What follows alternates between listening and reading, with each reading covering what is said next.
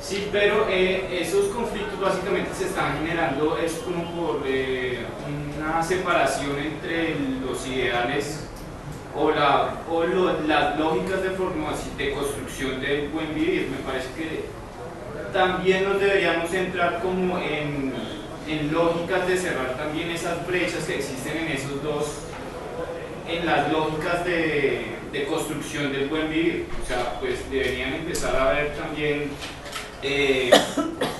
cómo cerrar las brechas que son, por ejemplo, las brechas de inequidad. Eso es una estrategia, digamos, o cerrar las brechas, pero también como educativas e ideológicas. Es que pues el principal problema que yo he visto aquí en Colombia es que todos estamos muy polarizados todo el tiempo. Tengo amigos que son ultrauribistas, 100% uribistas, 1000% uribistas, como dicen, y hay otros que son 1000% antiuribistas. Entonces, me parece que lo que yo he vivido todo el tiempo en el país, por ejemplo, es un alejamiento siempre entre los dos tipos de pensamiento, digamos, de derecha e izquierda. Y no ha habido ningún mecanismo para que haya un acercamiento de construcción de la lógica del buen vivir entre esos dos tipos o esos dos opuestos. Entonces, pues que sería bueno que digamos, las instituciones empezaran a cerrar las mismas brechas, pero con respecto a las lógicas de la construcción del buen vivir. Sí.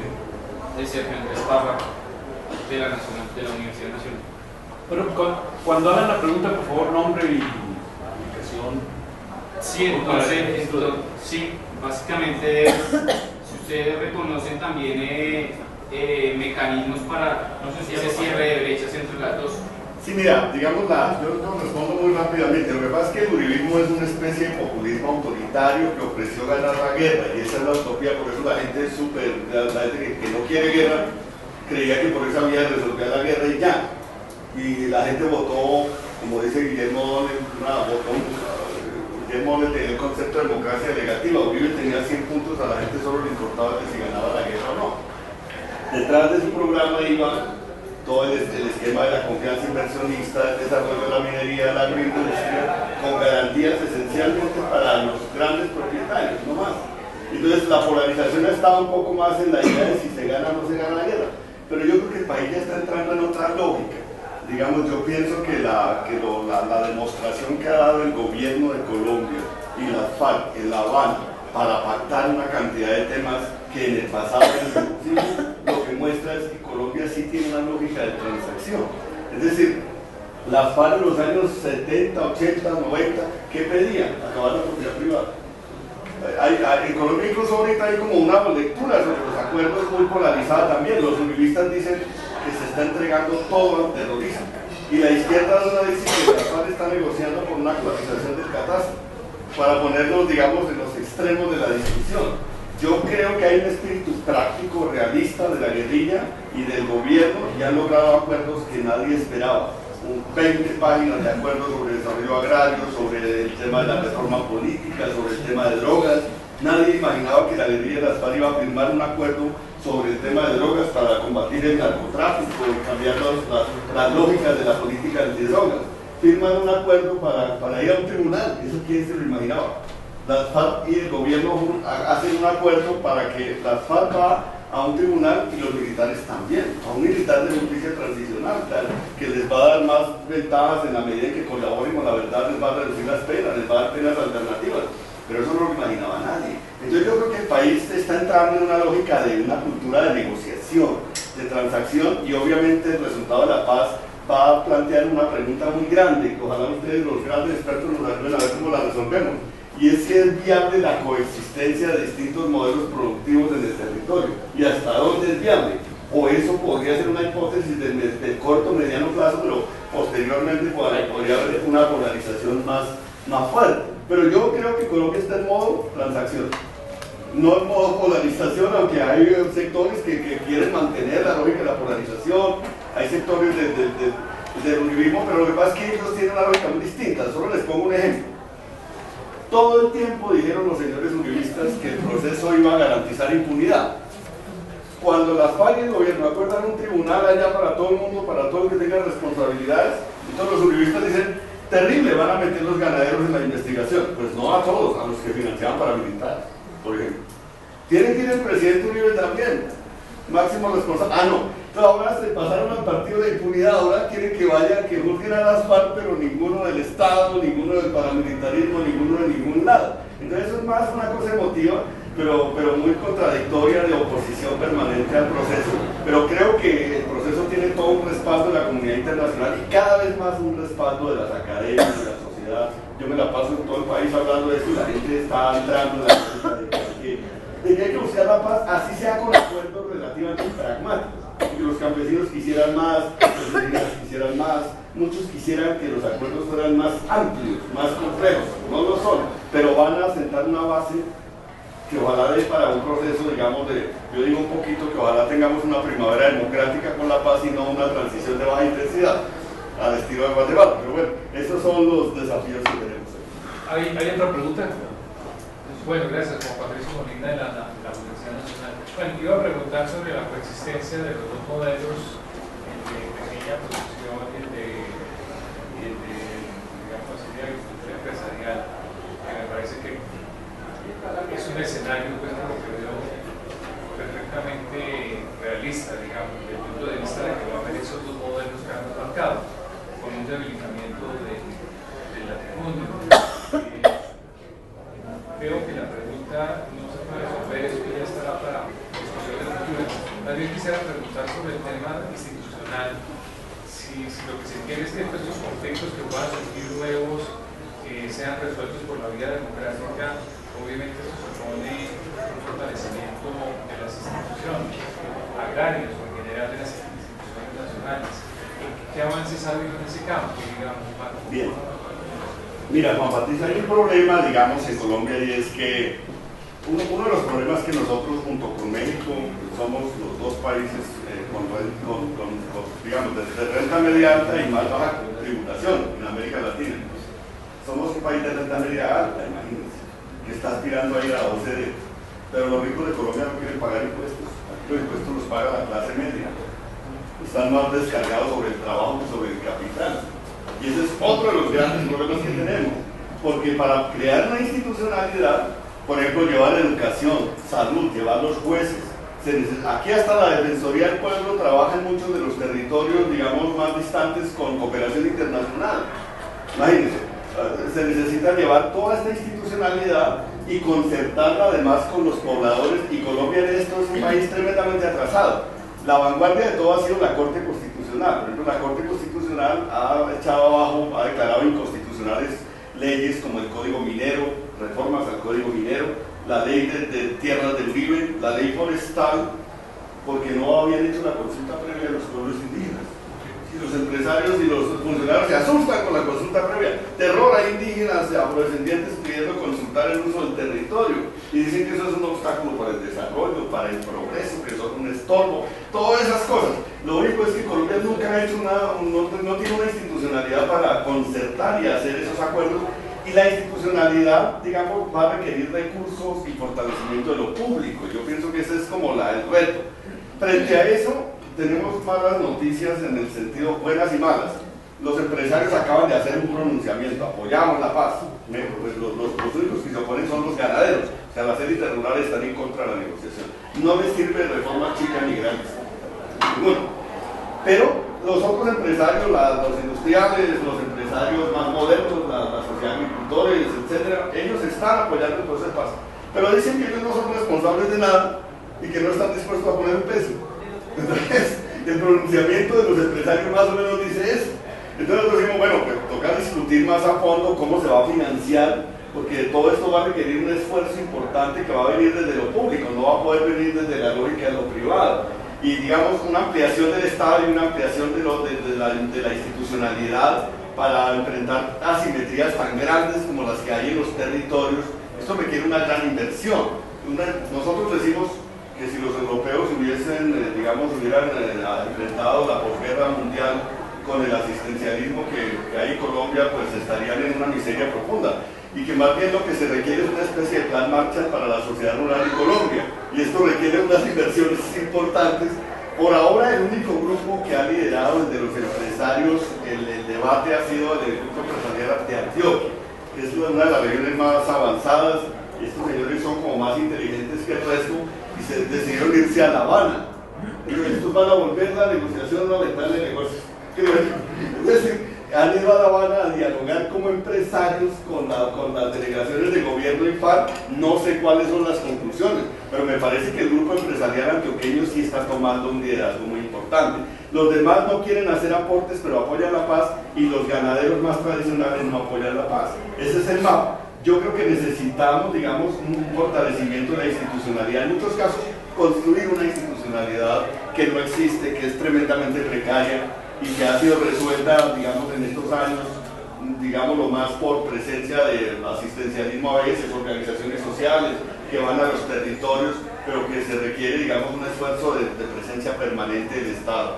Ese es el desafío más grande que vemos, y creemos que la parte política más fuerte va a ser cómo lograr un impulso fiscal, porque está el tema del modelo productivo, pero está el tema también del impulso fiscal. Bien, una última pregunta para concluir. Bueno, mi nombre es Manuel Becerra, soy egresado y estudiante de especialización en pedagogía, egresado y estudiante de especialización de pedagogía y los derechos humanos de la seccional Pitao, UPTC. Pregunta es, realmente, pues, si hay un manejo racional del uso de la tierra, como un uso racional de la tierra, entonces, ¿qué alternativas vigentes hay en el momento para que seamos una potencia entonces ambiental, ¿no? Si no somos potencia agrícola, podríamos ser realmente una potencia ambiental. Se está trabajando sin subestimar el proceso de paz, se están haciendo cosas más allá para lograr eso, para volver a restablecer el país como en su parte ambiental, porque eso es un fuerte que tiene Colombia, sin lugar a dudas, ¿no? Sí, a ver, yo. Muy de la mano con el colega Rafael Zavala de FAO. Recordar que Colombia, en el caso de los indígenas, representan una proporción de la población discreta, son Sí. 2.9% de la población. Sin embargo, quítenle la coma a ese 2.9 y es 29% del territorio en el que se encuentran. Precisamente una de las grandes alternativas, porque estoy de acuerdo contigo que el reto no es nada más el fin del conflicto, sino la inclusión social y económica de todos los actores, ¿no? El punto está en que hay una gran alternativa de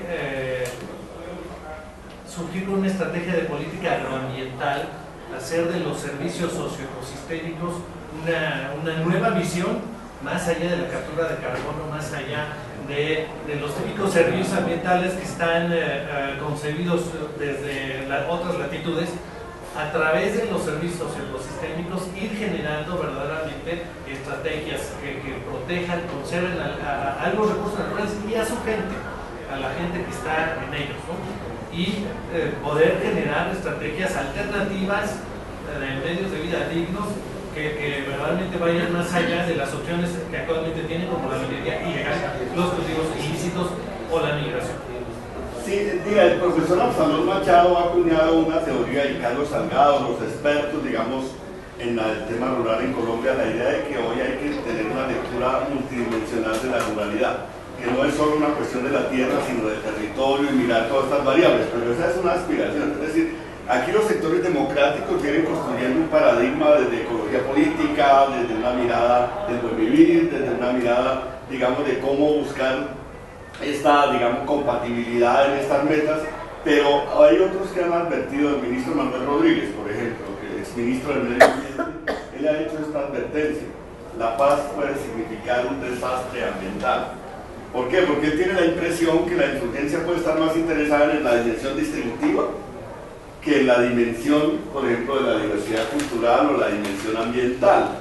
Hay algunos contenidos importantes del acuerdo. Por ejemplo, el acuerdo habla de frenar la expansión de la frontera agrícola, de limitar la expansión de la frontera agrícola, más bien de distribuir la tierra dentro de la frontera agrícola y no extenderla.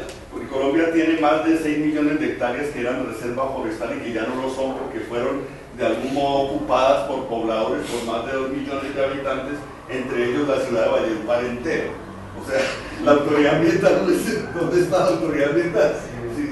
Decretamos zonas de reserva pero que no se respetan, y hoy en día van a tener que reconocerle a todos estos pobladores de algún modo que vivan en esos territorios. Entonces la gran discusión radica en que, digamos, en Colombia, si comparamos los años 90 con las negociaciones de ahora, en los años 90 no había tanta conciencia del valor económico del subsuelo, hoy sí. Entonces hay una presión muy fuerte de entrada de grandes inversiones en todos estos temas, y la gran pregunta es si vamos a lograr al final del día, como producto del acuerdo de paz, como crear las reglas, las condiciones para poder hacer planes de ordenamiento del uso del territorio que sean concertados y que sean incluyentes con los pobladores en los territorios. Colombia no tiene una ley del uso del territorio, tiene leyes de ordenamiento en cuanto a cómo se organiza la presencia del Estado en los territorios, pero no hay una obligación de hacer un plan al estilo de Alemania, de Holanda, que hacen planes de uso del territorio. Aquí el uso del territorio, aquí no hay reglas claras, no hay líneas rojas, digamos, que delimiten hasta dónde debe haber minería, dónde no, cuando la minería acaba con el medio ambiente, cuando acaba con la diversidad cultural o con la propia agricultura. Necesitamos hacer esos acuerdos, crear condiciones para hacer acuerdos nacionales de uso del territorio. Pero eso está un poco lejos en la tradición colombiana. No venimos de esa tradición, y por eso una respuesta que puede ser terrible es la de Manuel Rodríguez. Puede que la paz lo que haga es crear mejores condiciones para la entrada de la gran minería al país, o puede ser que al final del día, por la presión de los distintos movimientos sociales, hay un movimiento ambientalista en ascenso en Colombia, pero en ascenso en función de la tragedia, es decir, a partir de los daños que se han venido causando en muchos territorios. Pero creo que si hay la posibilidad de que un impulso democrático también lleve a que los pobladores pasen al primer plano desde los territorios, es posible lograr ese tipo de acuerdos. Sí, hacer una última intervención. Adelante. Muy pequeña, por favor. Mi nombre es Luis Restrepo, de la firma consultora de econometría. Pues, es un par de preguntas, por lo menos para no dejar al colega ahí parado. Quisiera preguntarle una cosa. Usted subrayó en rojo los dos ejes de su investigación. Sí. Uno, el fortalecimiento de actores, el otro, la desarticulación institucional, pero no en la propuesta no se ve muy claro ese segundo eje, ¿no? Y a propósito de lo institucional, yo creo que vale la pena un comentario, ¿no? Darías para mucho, ¿no? Finalmente, este tipo de desafíos en buena medida se acuerdan en nuevos arreglos institucionales, ¿no? Y lo que uno observa es que pues, hay unos ya aparentes acuerdos a ese respecto. Inclusive parece que el gobierno va por delante del proceso, porque lo que se está anunciando ya en virtud del plan de desarrollo es que para el próximo 8 de diciembre tenemos un nuevo modelo institucional, y se está hablando de una institucionalidad específica para el desarrollo rural territorial a la par de una institucionalidad de tierra, ¿no? Y eso, lo que yo tengo entendido es que se va a anunciar ahora la semana entrante, ¿no? Entonces, ¿cómo ves tú eso? Porque pareciera que es en virtud de los acuerdos, pero un poco a nuestro mejor estilo antes de los acuerdos, ¿no? Entonces, sí. No sé si le da al colega, pero yo con eso cerraría el tema de la institucionalidad, que creo que es un tema que está por tocar un poco más a fondo. No sé si era en esta mesa o no, pero vale la pena que lo digamos con Patricio. Las diferencias regionales es muy grande. Allá sí tenemos las instituciones en México. Cómo funcionan, cómo se articulan, es el problema. Y precisamente eso ahí está como actor el Ministerio de Agricultura o Secretaría de Agricultura. Tiene un centro de apoyo al desarrollo rural, tiene un CADER ahí en la región, y así el resto de ministerios.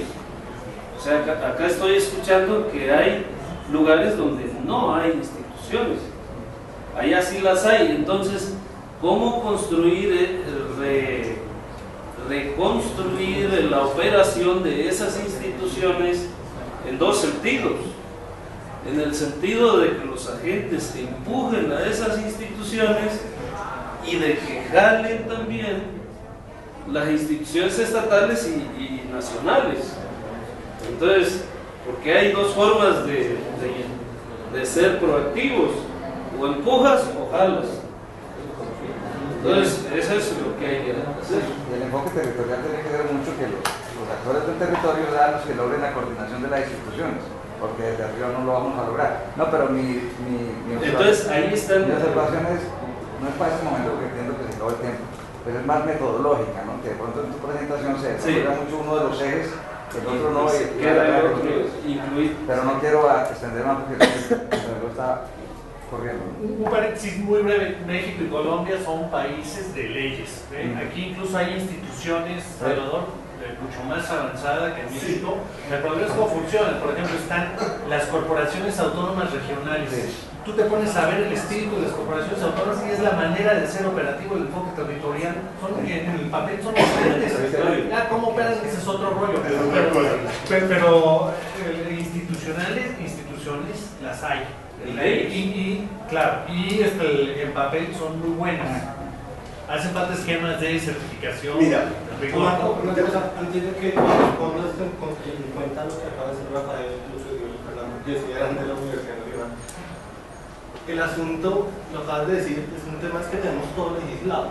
A mi juicio, en un escenario de post-acuerdo, porque el conflicto es el que lo vamos a enfrentar y en los territorios, lo acabas de decir, es realmente el Estado central está en capacidad de negociar esas normas, esas leyes, esas instituciones que de una u otra forma están regidas por, o tendrían que romper el status quo y esas formas de poder tradicional, esos individuos que los han legislado por años para enfrentar un proceso de una reconstrucción del país en un escenario de posacuerdo. Sí, mira, yo diría esto. Lo primero es que el trabajo que tú nos muestras es para dónde vamos. Nosotros estamos muy preocupados en la guerra, los desplazados, las tragedias, y el país no discute estos temas como los están discutiendo ustedes y vamos para allá. Nos parece más Chiapas que el resto de México. México somos parecidos, pero la Universidad Nacional de Colombia tiene 40.000 estudiantes, la UNAM tiene más de 400.000, y bueno, hay diferencias muy grandes de los avances también de México en muchos de estos temas. ¿Cuál es el lío que yo? La pregunta tuya es muy importante porque tú le das un principio de buena fe al gobierno.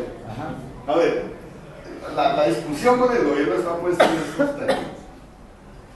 El gobierno nacional está promoviendo leyes que le garantizan a los empresarios utilizar hasta las tierras baldías que estaban destinadas para los campesinos en una ley colombiana, las famosas CIDES. Los empresarios siempre dicen, cuando el campesino piensa en una reserva campesina, dicen, eso es una república independiente, pero ellos quieren la suya. La zona de la confianza inversionista, eso es otra república independiente, y los latifundios son otra república independiente. Es un país de repúblicas independientes. Entonces, a todos les molestan las de los demás. La Constitución del 91 logró 5 millones de hectáreas de territorios colectivos para los afrodescendientes, y como ustedes dicen, hay 29 millones de hectáreas para los indígenas, 35 están, pero casi todas son de zona forestal, de reserva forestal, porque Uribe decía los indígenas son latifundistas en Colombia, y sí, son latifundistas porque tienen la Amazonía, que no es, bueno, afortunadamente, ojalá no la usen en otro sentido, pero bueno, esa es una de las discusiones que hay. Entonces el gobierno ha estado, imagínense, en tiempos del proceso de paz, en tiempos en que hay un cuestionamiento a la lógica latifundista y todo esto, el gobierno, en vez de, digámoslo, de presionar el latifundio para liberar tierras para la agroindustria, está entregando las tierras públicas a la agroindustria. Entonces, eso ha sido una de las cosas, fue una batalla. Nosotros hemos liderado con otras organizaciones la pelea contra esa ley. Se hundió 5 veces y al fin salió, ¿no? Entonces, digamos, el gobierno va por el gobierno representa más la lógica de la agroindustria y de la economía agraria transnacional y estas cosas. Esa es la visión del gobierno. Entonces, lo que el gobierno está haciendo es, yo tengo derecho como gobierno a mantener mi modelo económico independientemente de la negociación. Cuando firmemos empezamos a hablar de los acuerdos. Entonces, por ahora yo no creo que la institucionalidad esté pensada sobre la lógica de los acuerdos. Está pensada sobre la lógica del programa del gobierno. Lo digo por esto, porque el plan de desarrollo no aumentó, sino que disminuyó el presupuesto del Ministerio de Agricultura. Eso lo ha dicho el ministro Juan Camilo Restrepo, el anterior ministro. Dice, se redujo en 36% el presupuesto. Entonces el gobierno o están locos o no están pensando en los acuerdos. Entonces, eso va a tener una consecuencia, es que una vez se firme el acuerdo de paz, se va a tener que reformar el plan de desarrollo y hacer un plan especial nuevo para pensar en los acuerdos. Por ahora, digamos, claro, es interesante, el gobierno reunió un grupo intelectual de la misión rural que ha producido unos informes, se hizo un censo agropecuario, se está trabajando en ese tema y ojalá que las reformas que no conocemos, digamos, vayan en la línea de fortalecer estas instituciones pensantes de los acuerdos. Y si no, tendríamos que hacer como en otros campos. El gobierno, por ejemplo, votó un marco jurídico para la paz y al final del día lo hizo unilateralmente. Al final en La Habana acordaron otras cosas. Eso quedó guardado. Luego otro de los desafíos, entonces, a propósito de tu conveniencia, luego otro de los desafíos va a ser la reforma institucional. Va a ser la reforma institucional y quiero cerrar con esto. La reforma institucional no es solo, digamos, cómo va a llegar el Estado a los territorios. Yo soy de los que defiendo la teoría de que a muchos territorios en Colombia hay que darles un poder mayor en el Parlamento, es decir, en el Estado central, porque más o menos la cuenta que hemos hecho es esta: 15 departamentos de 30 en Colombia solo tienen el 20% de la Cámara de Representantes y 0 representación en el Senado. Entonces un país que tiene una complejidad territorial como el colombiano tiene que adoptar fórmulas un poco más federativas al estilo de México, en los Estados Unidos, de que haya cámaras políticas para el mundo urbano, pero otras para el mundo territorial. De lo contrario, la paz va a terminar en unos subsidios de corto plazo, en algunas inversiones por ahora, pero al final del día no vamos a resolver las asimetrías de fondo. Creo que ese es el reto que está planteando.